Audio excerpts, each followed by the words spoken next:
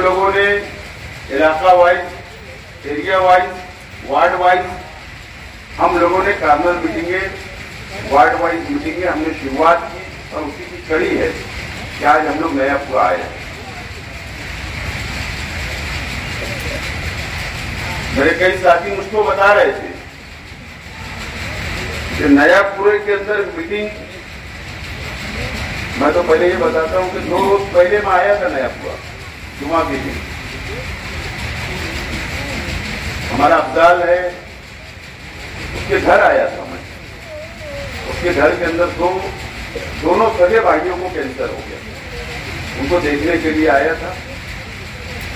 तो काफी वहीं से हलचल शुरू हो गई। शेख आसिफ नयापुरे में एक मकान में आधा घंटा क्यों बैठा?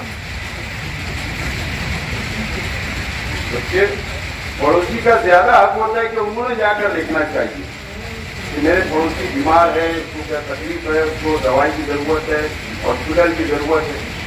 अगर मैं 1000 पुलिस से आया तो हलचल हो गई। और मैं देख रहा था, मेरे साथियों ने बताया आज कि नयापुरे की मीटिंग को लेकर व्हाट्सएप के ऊपर अलग अलग चर्चाएं चल रही थी। काफी दुख हो रहा था हमारे अपोजिशन को कि नयापुरे के अंदर मीटिंग ले रहे, अब ये क्या बोलेगा वहां पर, क्या पोल खोलेगा। मैं आज बहुत ज्यादा नहीं बोलने वाला हूं, लेकिन आज मेरे सामने जो लोग नयापुरे के जानी मानी शख्सियत यहां बैठे हैं, मोतबर आप लोग बैठे हुए हो, और मेरी आवाज जहां तक जा रही है, ऐसे मेरी पूरी नयापुरे की आवाज, बुजुर्गों, माँ बहनों से, नौजवान साथियों से मेरा चंद सवालात आप लोगों से है, चंद सवालात आप लोगों से और शहर की आवाम से। मालेगांव शहर में साबिर सत्तार साहब पहले एमएलए रहे, हारून अहमद अंसारी एमएलए रहे, आयशा हकीम साहिबा एमएलए रहे, निहाल अहमद साहब एमएलए रहे, शेख रशीद साहब एमएलए रहे, सफीर सेठ एमएलसी रहे, मैं एमएलए रहा। हम लोग सियासी लोग रहे, सियासी घराने से रहे, वर्करी की बाबा सियासत हारून अहमद अंसारी साहब की क़यादत में, उनकी क्लास में कई लीडर निकले, कई वर्कर निकले, लीडर बने, एमएलए बने, मेयर बने, सदरबंदियां बने।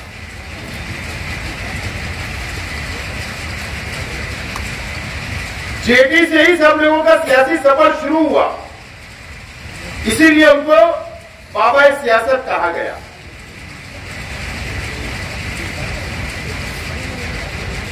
और निहाल अहमद और शेख रशीद साहब, निहाल अहमद साहब और शेख रशीद साहब 2007 से पहले निहाल अहमद साहब के बीच मुकाबला रहा, शेख रशीद साहब के बीच रहा। ये दोनों शहर के लीडर रहे। आज दुनिया में दोनों से नहीं है। 2007 में ये मंच पे बैठे हुए लोग गवाह है, ये शहर की आवाम गवाह है कि 2007 में तीसरे महाज की बुनियाद रखी गई। तीसरा महाज आज के एमएलए साहब के क़यादत में बनाया गया, और इसके लिए बनाया गया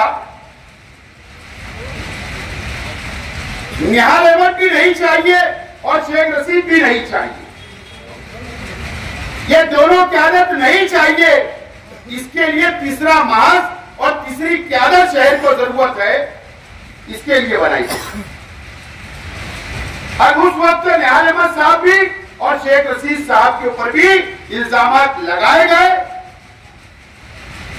कि ये सियासत अच्छी नहीं करते, ये तामीरी काम नहीं करते, ये करप्शन करते, ये पार्टियों को चलाने के लिए रुपये पैसे की रेलफेल करते, साफ सुथरी सियासत नहीं करते। इस तरीके का एक हवा खड़ा किया गया शहर के अंदर और तीसरे मास की बुनियाद रखी गई। आज हमारे मीटिंग के सदर उस वक्त तीसरे मास के फाउंडर थे, बुनियादी मेंबर थे। नया पूरा वार्ड से कितने लोग थे?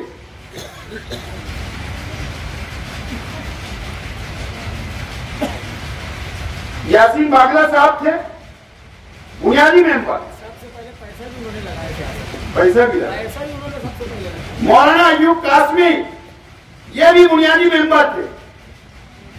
यासीन मेट्रो साहब ये भी बुनियादी मेंबर थे। एजाज उमर साहब ये भी बुनियादी मेंबर थे। शफीक मेडिकल वाला साहब ये भी बुनियादी मेंबर थे। इकबाल कुरैशी सर ये भी बुनियादी मेंबर थे और मौलाना इरफानुद्दीन कासमी साहब भी बुनियादी मेंबर थे। अब्दुल खालिक फारकलीद साहब, हाफिज अनीस अजहर साहब, शकील खलीफा साहब, मुख्तार भिक्कू साहब और हाजी यासीन इसाक मुंशी साहब,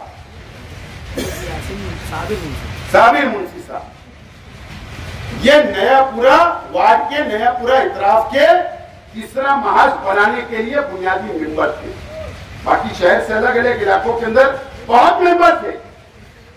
तीसरा महाज बना, एजेंडा क्या था? तीसरे महाज की पॉलिसी क्या थी? क्या पॉलिसी थी? साफ सुथरे किरदार के लोगों को सियासत में लाना। बात समझ लो। मैं आज इस नया पूरा इलाके के अंदर, मैं इस नया पूरे की आवाम से और ये शहर की आवाम से मेरा सवाल है, फैसला शहर की आवाम को करना है। मीडिया के साथी ये आवाम तक बात को पहुंचाएंगे, इनको भी फैसला करना है। क्या एजेंडा था, क्या पॉलिसी थी कि साफ सुथरे किरदार के लोगों को सियासत में लाना, नंबर 1। नंबर 2, हमारा मुल्क जमहूरी मुल्क है, लेकिन उसके बावजूद वादा किया गया हमारे मस्जिद और मीनारों के शहर से। अच्छी बात है, वादा किया गया था, उसके लिए कोई इतराज नहीं। नंबर 2, हजरत उमर फारूक रज़ी अल्लाह तआला अन्हु की खिलाफत की तरीके पर सियासत करना, यह भी शामिल था। नंबर 3, म्युनिसिपल खजाने को बैतुल माल का दर्जा देना, यानी बैतुल माल की हिफाजत करना, यह भी मिशन में था। नंबर 4, तामीरी कामों की क्वालिटी। ताजू गुलाम बोलते थे, याद आएगा आपको साथ में। काम की क्वालिटी देंगे, यह भी मिशन में था।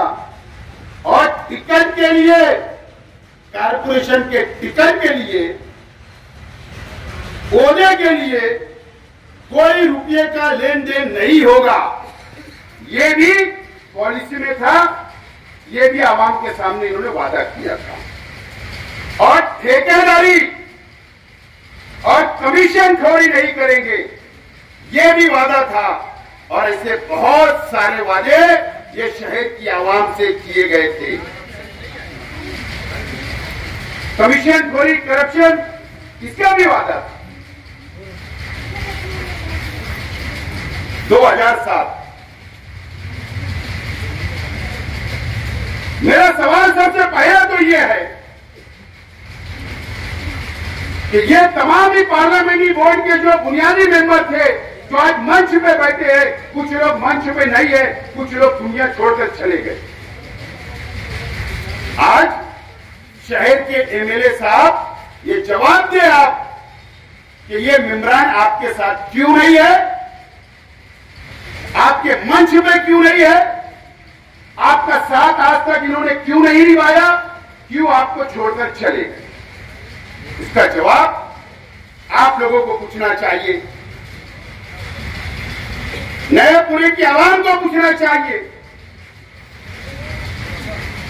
कि ये लोग क्यों साथ में नहीं? क्या हुआ? ये जो वादा किया गया था, क्या हुआ इसका? अगर सबसे शुरुआत कही हो एजाज उमर साहब, निहाल अहमद साहब के साथ आपने काम किया, आप निहाल अहमद साहब की पार्टी से आप कारपोरेटर रहे, मुझे बताइए क्या निहाल अहमद साहब कभी टिकट का पैसा लिया करते थे क्या? क्या शेख रशीद साहब कभी टिकट का पैसा लिया करते थे क्या?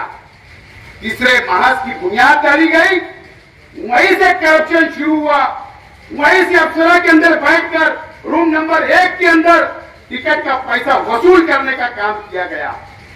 ये गलत होगा तो आप उसको रोक सकते तकलीफ। उस वक्त कम पैसा लिए, मानता हूं मैं, कब कम करप्शन किया गया।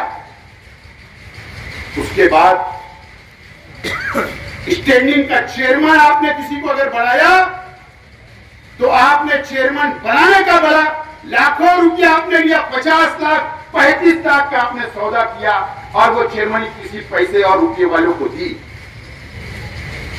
आज अल्लाह को प्यारे हो गए, अल्लाह उनको जन्नत नसीब करे। यासीन मेट्रो साहब, नया पुणे की आवाम की ख्वाहिश थी, शहर की ख्वाहिश थी कि एक बुनकर मेयर बनना चाहिए।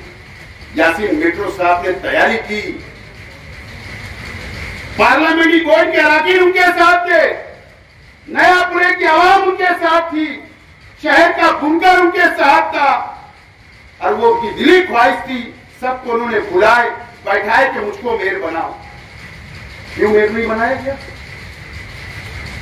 क्यों नहीं मेयर बनाया गया? वो ईमानदार थे, वो करप्शन नहीं करना चाहते थे, वो उदय के लिए पैसा नहीं देना चाहते थे, इसके लिए उनको मेयर नहीं बनाया गया। उनकी ख्वाहिश थी कि स्टैंडिंग चेयरमैन बनाया जाए। उन्होंने अव्वल ऐलान कर दिया कि मैं स्टैंडिंग चेयरमैन बनूंगा। उनको उनके साथ इतना बड़ा धोखा दिया गया कि उनको स्टैंडिंग का मेंबर ही नहीं बनाया गया। मुझे याद है उस बात, मैं मेंबर था उस वक्त। इसीलिए ना कि रुपया पैसा नहीं दे सकते थे। साफ सुथरी क्या लोगों को टिकट देंगे? कौन से साफ सुथरे लोग थे 2007 से आज तक जितने इन्होंने टिकट बांटे? मुझे बताओ, यादी लेकर आप बैठो, नया पुणे की आवाम बैठिए, शहर की आवाम, और आप लोग फैसला करना कि कितने साफ सुथरे किरदार के लोगों को इन्होंने टिकट दिया। मैं जिम्मेदारी से बोलता हूं, 70% लोगों के ऊपर दाग लगा हुआ था, करप्शन का भी अलग अलग केसेस थे। उसके बाद उन लोगों को टिकट दिया गया क्योंकि उन्होंने पैसा दिया था। कौन से टीचर को इन्होंने दिया? बोला गया था हम टीचरों को देंगे, डॉक्टरों को देंगे, आलिम को देंगे। एक को भी टिकट नहीं दिया, नहीं टिकट दिया। ये पैसा नहीं दे सकते। करप्शन की शुरुआत वहां से हुई। अम्मार जब ये एमएलए बने, तीसरा महाज बना, अम्मार साथ में घूमने लगा। एमएलए बने, उसके बाद अम्मार जाके उससे पूछिए, स्टैंडिंग कमेटी की मीटिंग चालू रहते थी, अंदर मीटिंग चलती थी, बाहर आके बैठ जाते। एमएलए साहब ने भेजे हिस्सा लेने के लिए, हिस्सा इतना पैसा आ रहा है, हमको हिस्सा दे। करप्शन की शुरुआत की उन्होंने। बैतुल माल की हिफाजत आज हो रही है क्या? बैतुल माल की हिफाजत, बैतुल माल कारपोरेशन का बैतुल माल की हिफाजत करने आप गए थे। आज बैतुल माल की हिफाजत हो रही है क्या? आज हमारे नदी के इस बाजू का इलाका आप देखिए, सेंट्रल असेंबली हल्का आप लोग देखिए, आज कितना बदतर हालत के अंदर है। आज रास्ते अच्छे नहीं है। आज जब आप मौसमपुर के उधर जाओगे, उसके बाद हर रोड आपको कंक्रीट रोड मिलेगा, सीमेंट का रास्ता मिलेगा, सर्कल मिलेगा, डिवाइडर मिलेगा, जॉगिंग ट्रैक मिलेगा, गार्डन मिलेगी, लाइब्रेरी मिलेगी। ये 2 सालों के अंदर पूरी कारपोरेशन को लूटने का काम किया गया। इनकी जिम्मेदारी थी इसके ऊपर रोक लगाने की, इन्होंने नई रोक लगाई। सिर्फ चंद पैसों के लिए, चंद फंड के लिए ये मंत्री के साथ साठगांठ इन्होंने की। ये क्या है?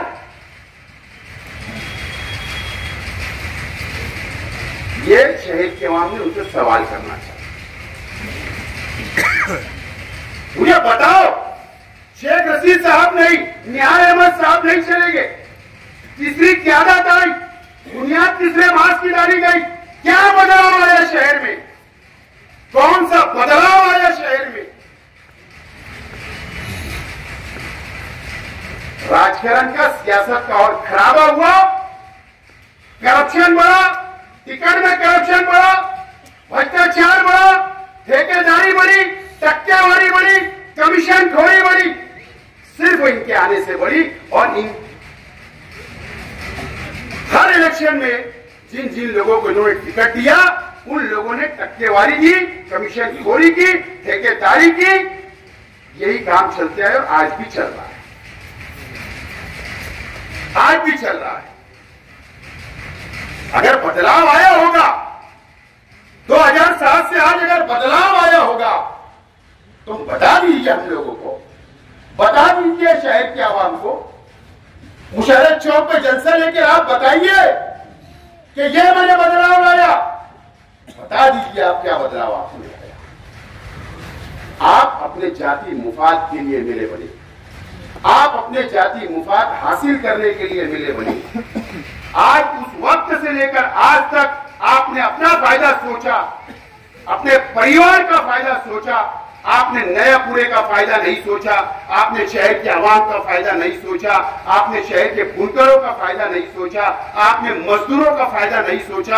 आपने मां बहनों से वादा किया, वो वादा आपने नहीं पूरा किया, उनका आपने नहीं सोचा। आपने किसी का नहीं सोचा, सिर्फ अपना जाति मुफाद हासिल किया। मैं जिम्मेदारी से बोल रहा हूं।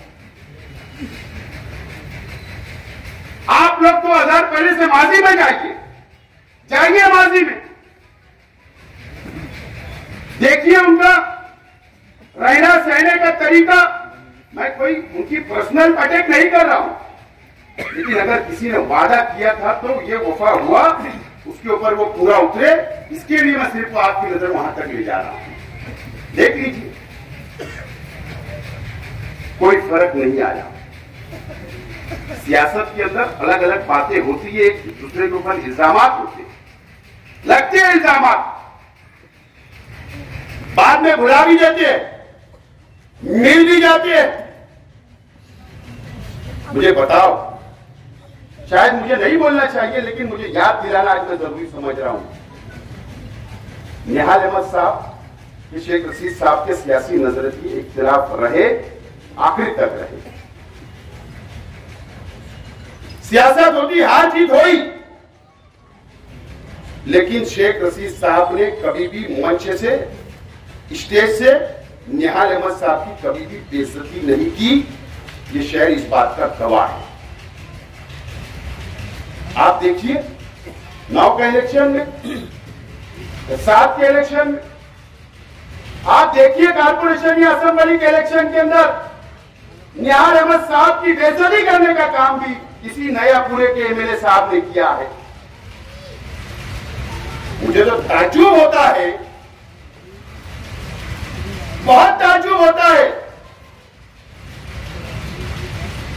बुलंद इकबाल साहब, अल्लाह ताला उनकी मग़फ़िरत करे, वो उनके साथ 19 के इलेक्शन में चले गए। उन्होंने ये नहीं सोचा कि अगर मेरे वालिद की बेइज्जती किया, जो शहर के नहीं महाराष्ट्र के कद्दावर नेता थे, अपोजिशन लीडर थे, दबदबा उनका था, इनको हक नहीं है समाजवादी वालों को बोलने का, शान हिंद को बोलने का हक नहीं है, मुस्तकीम को बोलने का हक नहीं है कि दबदबे की सियासत तो आज जो तब्दीली की सियासत बोलते वो तुम्हारे वालिद तक वो हद वो मौजूद थी।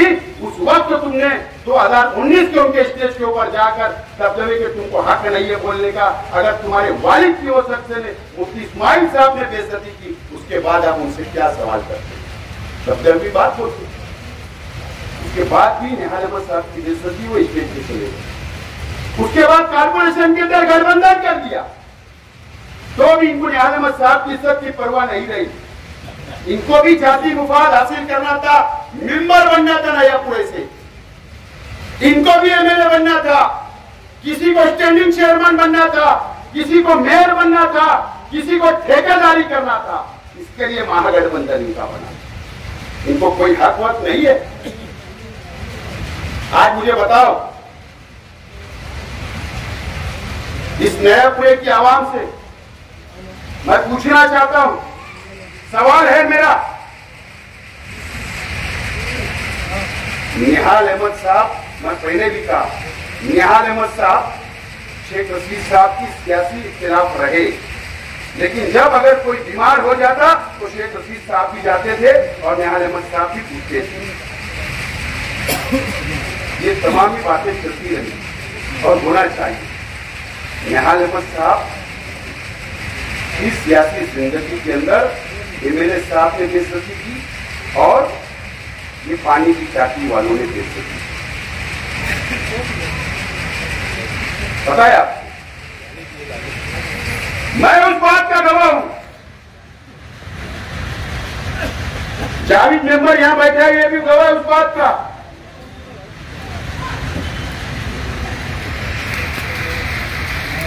तो 2009 में मेयर के इलेक्शन के बाद जब डिस्क्वालिफिकेशन मेंबरों का निहाल अहमद साहब ने डिविजनल कमिश्नर ऑफिस के अंदर डाला, साधना निहाल अहमद साहिबा, शान हिंद, ये तमाम ही लोग मौजूद थे।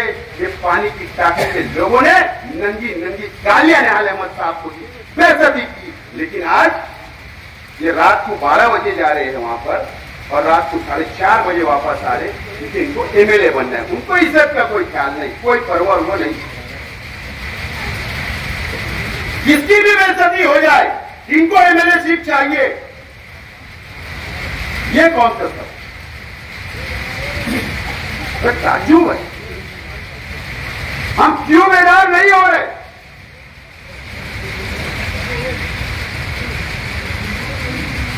और कुछ लोग मुझ पर इल्जाम लगा, 12 नवंबर के वक्त तो बोले बोला नहीं, ये वक्त में बोले पार्टी छोड़ दिया। अरे किसकी तुम तरफदारी कर रहे? किसकी तरफदारी कर रहे? तुम्हारे वालिद की बेइज्जती करने वालों की तरफदारी करोगे? शर्म आना चाहिए तुम लोगों को। हमारे से सवाल पूछने में तुमको कोई हक वक्त नहीं है। तो ये मुफ्ती साहब है, ये शहर के एमएलए है, ये वो लोग है समाजवादी के लोग। ये नयापुरे की आवाम अब आपको फैसला करना है। ये मुझ पर इल्जाम लगाए कि शेख आसिफ पार्लियामेंट इलेक्शन लड़ने के लिए 10 करोड़ के अंदर बात कर रहा था।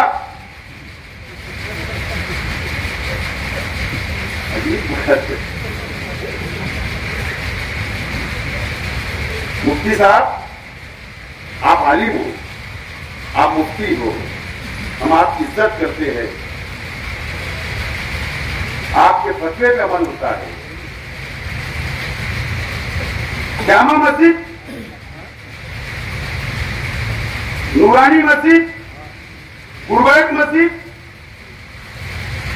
या जहां आप बोलेंगे, या कब्रिस्तान, वहां पर शेख आसिफ हल्फिया बोलने के लिए तैयार है। शेख आसिफ ने किसी से मुलाकात नहीं,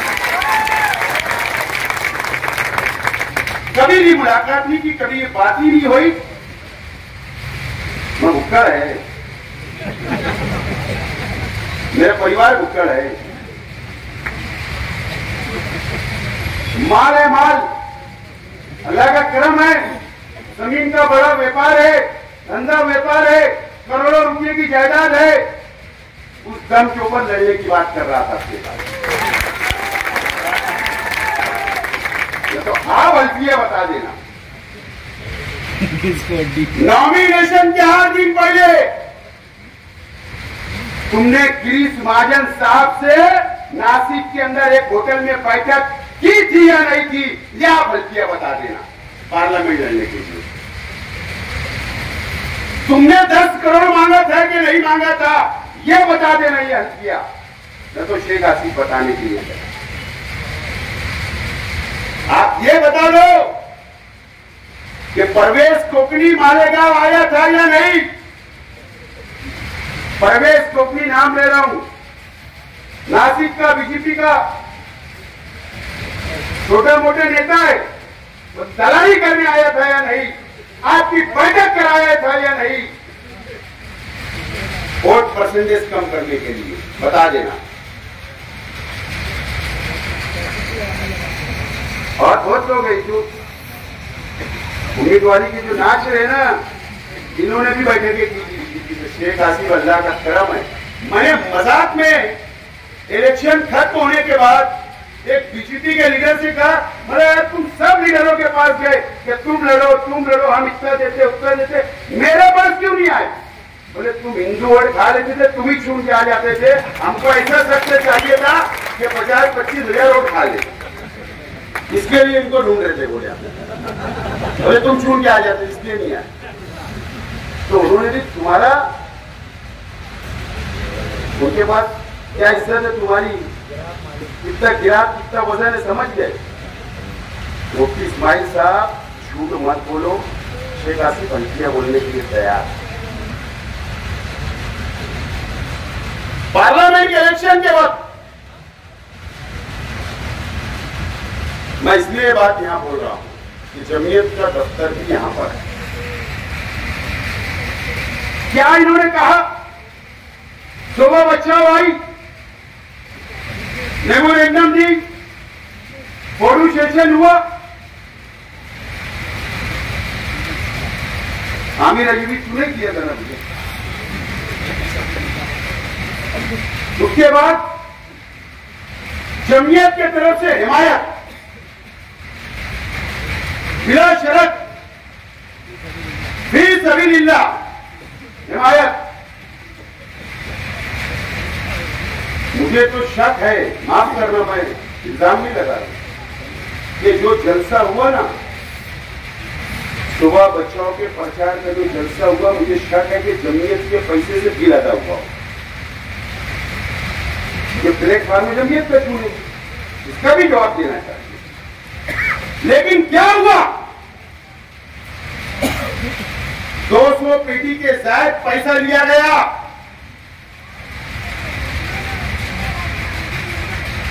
₹50,000 पर पेटी के हिसाब से पैसा लिया गया। मेरा सवाल है एमएलए साहब के वर्करों से, एमएलए साहब के जिम्मेदारों से, क्या आपके नाम पर धोखा दिया गया, जमीयत को धोखा दिया गया, शहर के आवाम को धोखा दिया गया और पूरा पैसा खा लिया गया? वो पैसा कहां गया?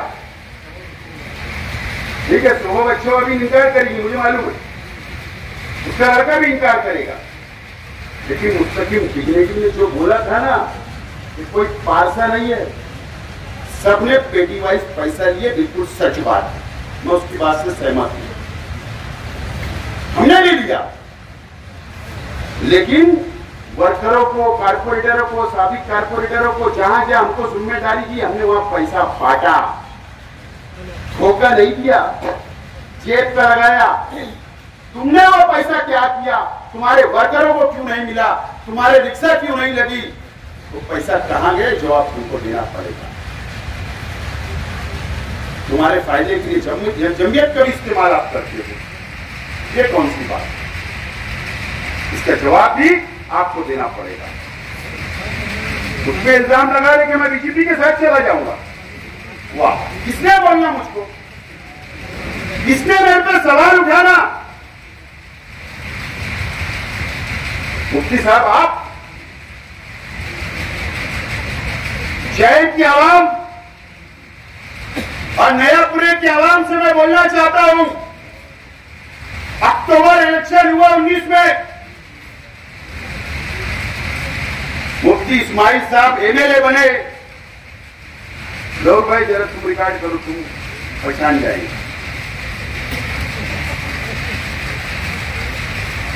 शुक्रिया का जलसा हुआ या नहीं हुआ? चांदोर का एक सागर नाम का व्यक्ति, क्या बोल रहा हूं मैं, देखो ये चून कर है किससे? एमआईएम से। कौम मिल्लत के नाम पर वोट ली, एनआरसी के नाम पर वोट लिया गया, मजहब के नाम पर वोट लिया गया, इतने जज्बात में लाए गए, वोट ले लिए गए। एमआईएम के एमएलए, 2 एमएलए चुनकर है, 2, एक फारूक शाह साहब और ये, मुझे फारूक शाह का नहीं पता।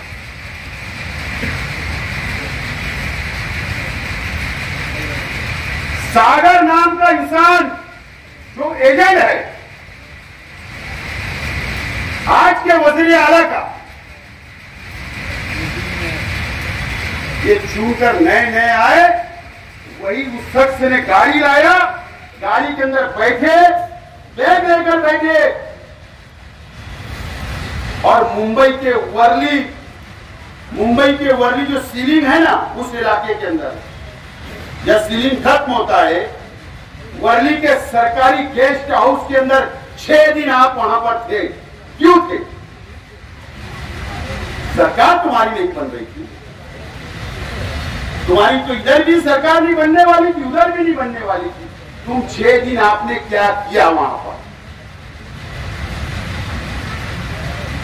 और एक दिन तुम खाने की होटल में, एक दिन तुमने क्या किया? ऐसा 7 दिन का हिसाब ये शहर की आवाम को दो। 7 दिन का हिसाब हुआ। उस वक्त तो उद्धव ठाकरे साहब का चीफ मिनिस्टर बनना फाइनल नहीं था, आज के वज़ीर आला का चीफ मिनिस्टर बनने की बातचीत चल रही थी। इसके लिए एमएलए की कमी नहीं होना चाहिए, कोई पार्टी भाग नहीं जाना चाहिए। इन्होंने पहले दिन से शिवसेना के साथ में मिलकर सौदेबाजी शुरू की थी। उसी दिन ये शहर की आवाम का वोट बिक चुका था, आपको धोखा दिया गया था, आपके वोटों का सौदा किया गया था, कौम को बेच दिया गया था। उसी दिन से आपके बेचने की शुरुआत हुई इस शहर की आवाम का जवाब आप देना। उसके बाद वज़ीर आला बन गए उद्धव ठाकरे साहब।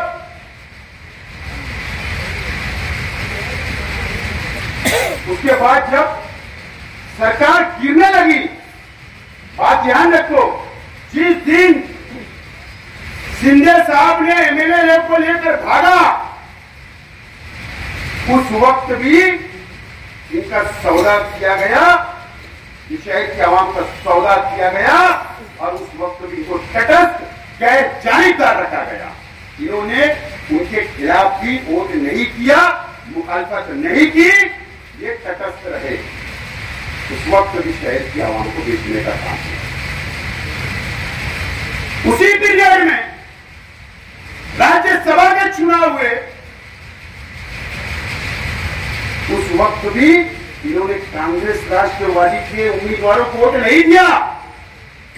उस वक्त भी शिंदे सेना और बीजेपी को इन्होंने वोट दिया, उनके उम्मीदवारों को वोट दिया। उस वक्त भी ये शहर का सौदा किया गया। अभी 12 जुलाई को एमएनसी चुनाव के वक्त भी इन्होंने कांग्रेस राष्ट्रवादी कांग्रेस उद्धव ठाकरे सेकअप के उम्मीदवार को वोट नहीं दिया, शिंदे और शिवसेना के लोगों को वोट दिया। उस वक्त भी सौदा किया।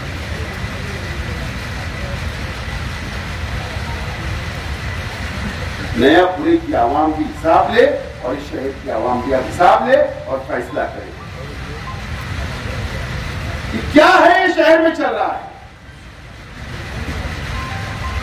कब तक ऐसा होगा। अल्लामा इकबाल पुल के ऊपर इस्तेकबाल हो गया, मेरे ख्याल में 12 जुलाई को शाम को हुआ था, मैं या 13 को क्या इस्तेमाल हुआ, क्यों हुआ? बिजली सब्सिडी बहाल हो गई, पावर लूम के ऊपर जो सब्सिडी बहाल होगी 1 रुपये यूनिट की, इस्तेमाल हो गया, मीडिया में आ गया, खड़ाका फूट गया। बुनकर भाइयों, मेरा तुमसे सवाल है, बताओ अभी जो बिल आई उसमें क्या आपको सब्सिडी मिली? क्या सब्सिडी नहीं आई? बुनकरों को धोखा देने का काम किया गया। ये कौन पूछेगा, कौन सवाल उठाएगा? क्या मकसद था तीसरा मार्च का? क्या मकसद था? शहर के अंदर तीसरा शख्स चाहिए, तीसरा लीडर चाहिए। मकसद से शहर भटक चुका, एमएलए साहब भटक चुके, और इन्होंने अपने मुफाद के लिए हमेशा सियासत की और आप लोगों का, शहर की आवाम का इस्तेमाल किया, वोट लिया, वोटों पे रहे, अपना फायदा किया, शहर को कुछ नहीं मिला। अब इलेक्शन आ रहा है तो ये मुद्दे पे बात नहीं करेंगे, ये विकास और डेवलप पे बात नहीं करेंगे, ये तामीर और तरक्की पे बात नहीं करेंगे, बस गाड़ी इधर उधर उठी जाएगी, रास्ते से उतर के बात करेंगे। शुरू कर दिया उन्होंने, मुझे उसके ऊपर कुछ बोलना नहीं है, चाहे कि हम बहुत समझदार है। मैं आज दयापुरे की आवाम से अपील करने के लिए आया, आज मैं शहर की आवाम से अपील करने के लिए आया हूं। आप ईमानदारी से सोचिए, समझिए, आप अकेले मत 4 लोग को लेकर बैठिए और 2007 के बाद से आज तक आप अच्छी से सोच समझ कर फैसला करिए। अगर शहर का कुछ अच्छा हुआ होगा तो आप फैसला ले लेना। मेरा 5 साल आप लोगों ने देखा, 5 साल आप लोगों ने मेरा 14 से 19 तक देखा। यही लोग मेरे साथ थे, अल्लाह का करम है, छोड़कर मुझको नहीं गए। कुछ देखा होगा, मेरे पास इख्तियार नहीं, मेयर नहीं, एमएलए नहीं, कोई सत्ता नहीं, उसके बाद ये लोग आज अल्लाह का करम है मेरे साथ क्यों खड़े हैं, इसके ऊपर भी तुमको सोचना। कुछ लोग हैं जिनको जाति मुखात तो जाते हैं, लेकिन ये क्यों नहीं है, कुछ तो सोचा होगा। चाहे साइजिंग की बात हो, पावर लूम की बात हो, सब्सिडी की बात हो, पॉलिसी के ऊपर बोलना हो, कौम मिल्लत के लिए आवाज उठाना हो, मुस्लिम मसाइल के ऊपर आवाज उठाना हो। मेरा 5 साल भी आप लोगों ने देखा। मैं अपील करता हूं, एक मर्तबा मुझको दोबारा आप मौका दें, आने वाले असेंबली इलेक्शन के अंदर एक मौका आप दो। यकीन जानो, मैंने कभी भी बुनकर भाइयों के साथ भेदभाव नहीं किया। जो काम मेरे पास लेकर आए वो काम मैंने किया हूं, चाहे पावर बिल का हो, कंपनी का हो, साइजिंग का हो, पुलिस स्टेशन का हो, तामा कार्य का हो, मार्केट का हो, तमाम ही काम मैंने किया, कोई भेदभाव नहीं किया। मैं आप वादा करता हूं आइंदा भी कोई भेदभाव नहीं करूंगा, आपको साथ लेकर चलूंगा।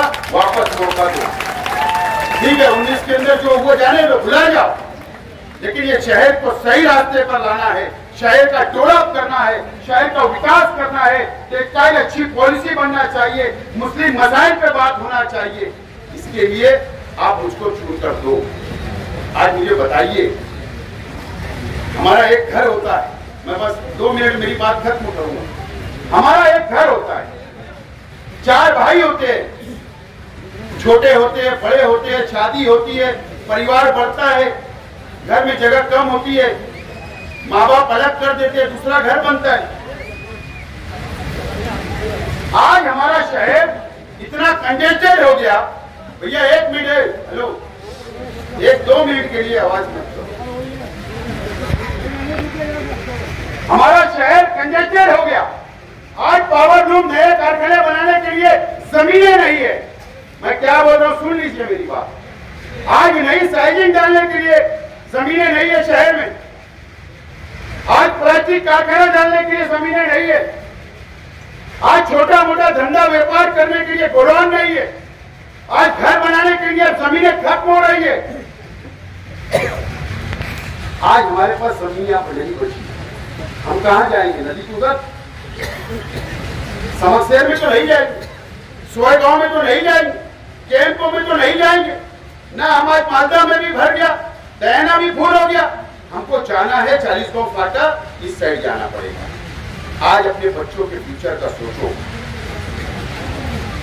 आज अपने कारोबारी हालात का सोचो।